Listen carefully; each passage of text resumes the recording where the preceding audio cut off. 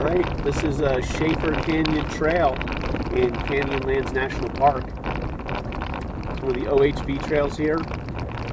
It winds around the whole park apparently. It has some terrific views. Canyonlands has a nice paved road that goes through the whole park with a whole bunch of nice overlooks. There's bathrooms, picnic areas, etc. And then you got this OHV here, which is a little bit wilder.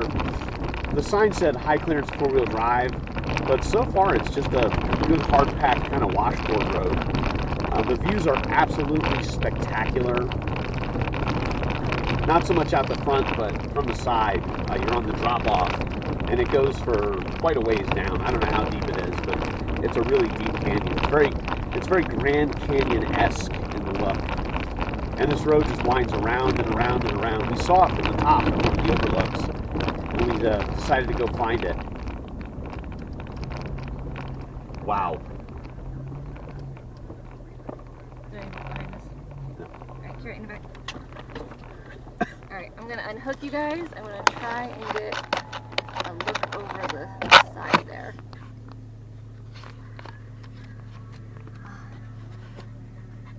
I don't know. And you can see the road just continues to wind around down there at switchbacks. It goes for quite a ways. And quite a ways down as well.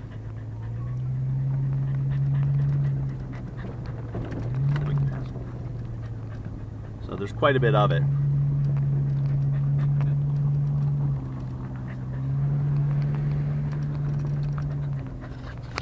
You're right, they don't want to see your snout, they want to see down in the canyon.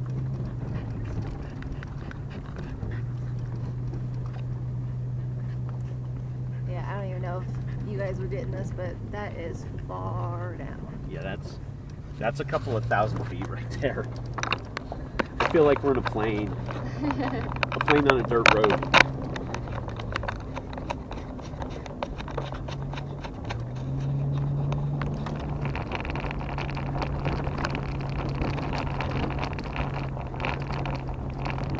I don't know how far down we're going to go, but we're going to drive it for a while. Like I said, the road just keeps going and going. There's miles of it. And the scenery here is absolutely beautiful.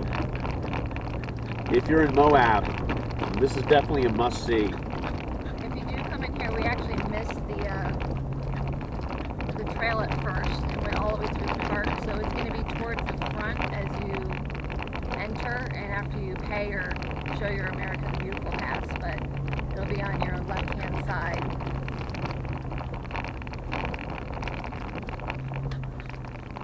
Let me get a picture of this.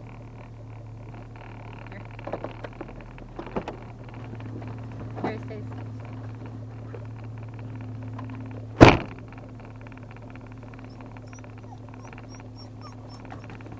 Take a little video too.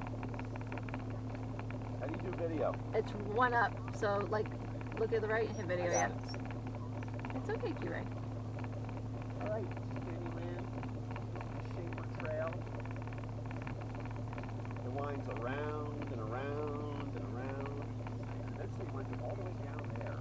You can see it way below. I'm going to go about 30 feet as I would like to go. Not very close. That would be a heck of a fall.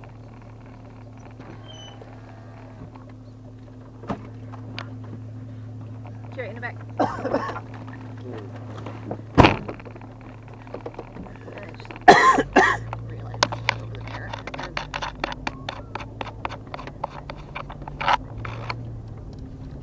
Holy shit.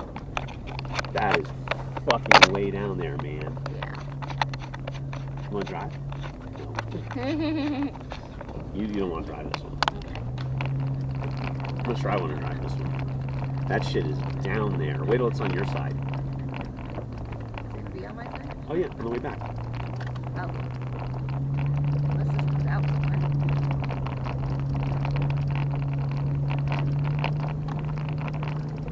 Sit down. Fucking kidding me. Let's pull over here. This shit won't fly. Yeah.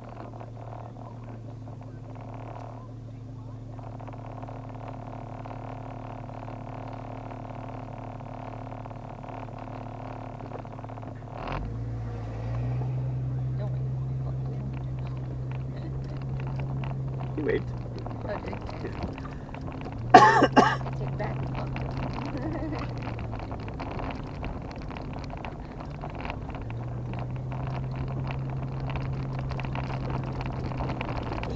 Wow. We're still recording. Yeah. Wow, that's about the right word. This is incredible. This is really beautiful. And the size of it is just unbelievable. I can't even describe how huge this is. Pretty huge, I would say. That's the best adjective I can use is pretty huge. Ginormous, kind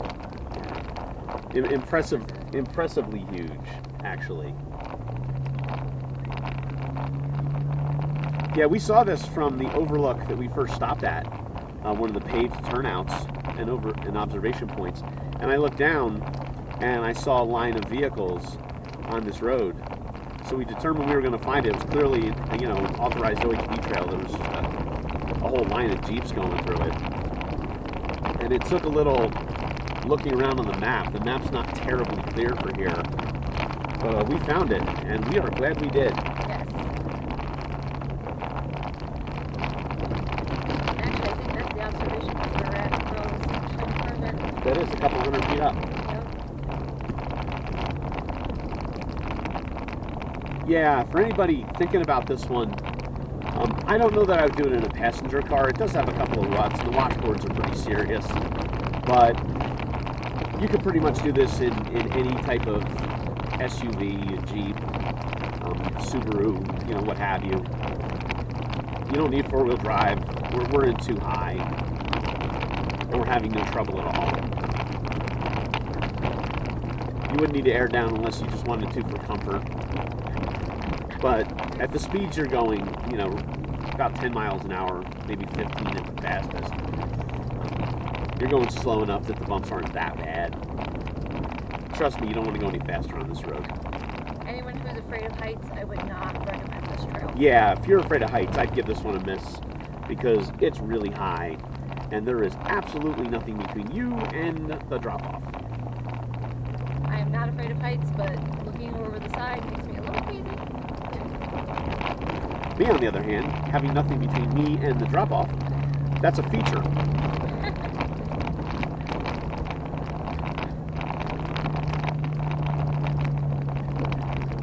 If you've never been to Moab and the surrounding area, you need to give it a look because it is worth the trip.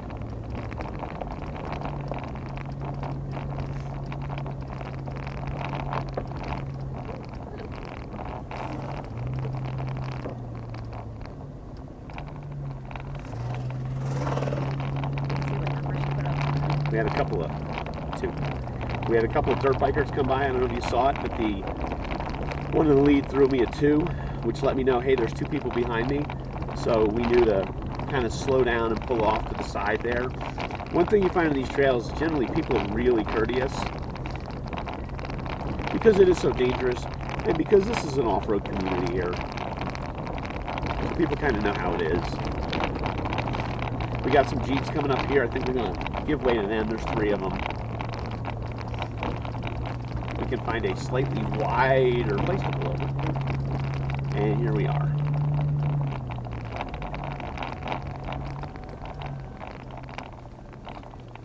Nope, they're pulling over for us. All right, we're going to go ahead. Oh. Maybe not. Maybe not.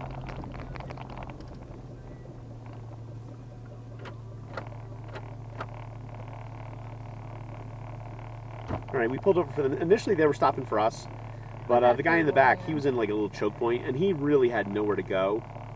So we gave way to them.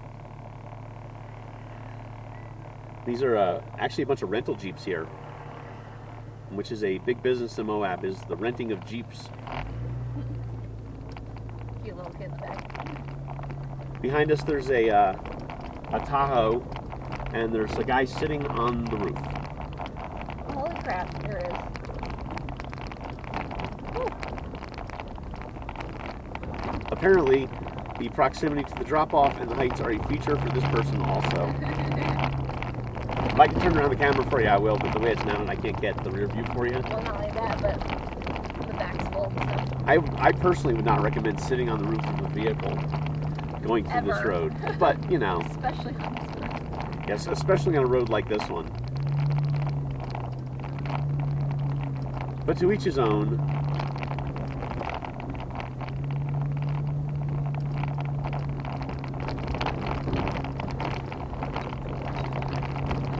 The only thing that frightens me about a situation like that is that a person sitting on the roof of the vehicle, they may actually be a registered voter. And I think that's scary.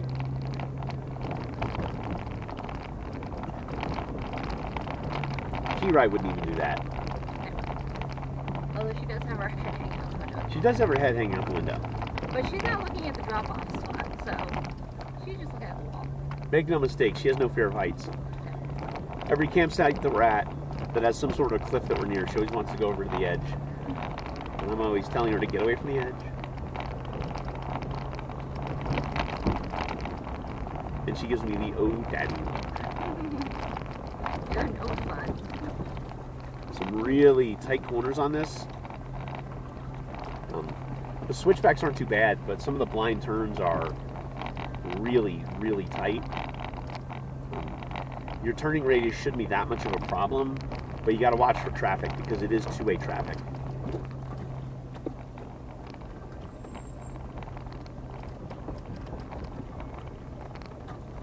This is also a place that you want to have good brakes. Good brakes are important in a place like this, Yes. as you can see, because we are going down. coming up to that drop-off. And that is a very steep one down there. That is a very steep one. Holy shnikes. Yeah.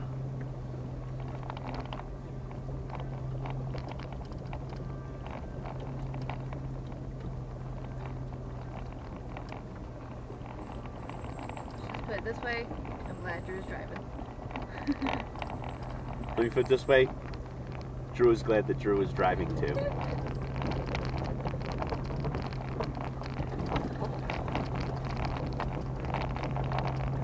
Got some people on bicycles. A little ways down the canyon, I can see them. Yeah, there's mountain bikers here. You got a bunch of people on dirt bikes. So there's all kinds of vehicles using this road. And just keep that in mind that you're sharing it.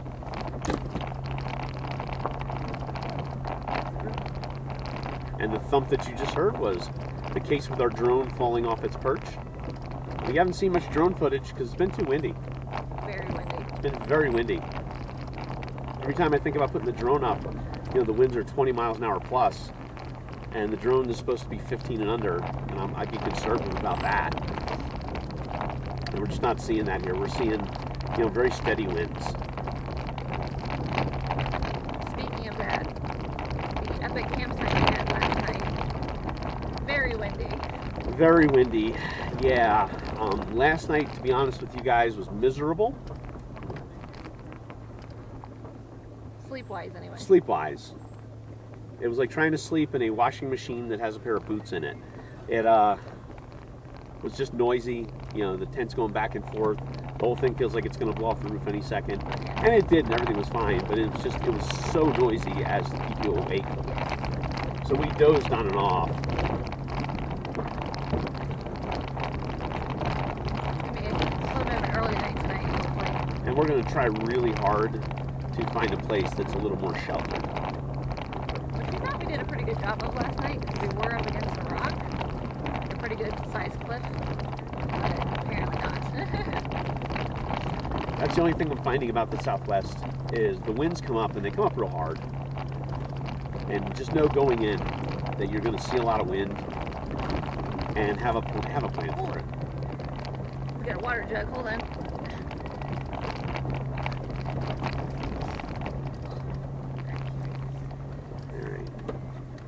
And your driver's failure to secure the water jugs has resulted in one of them sliding forward.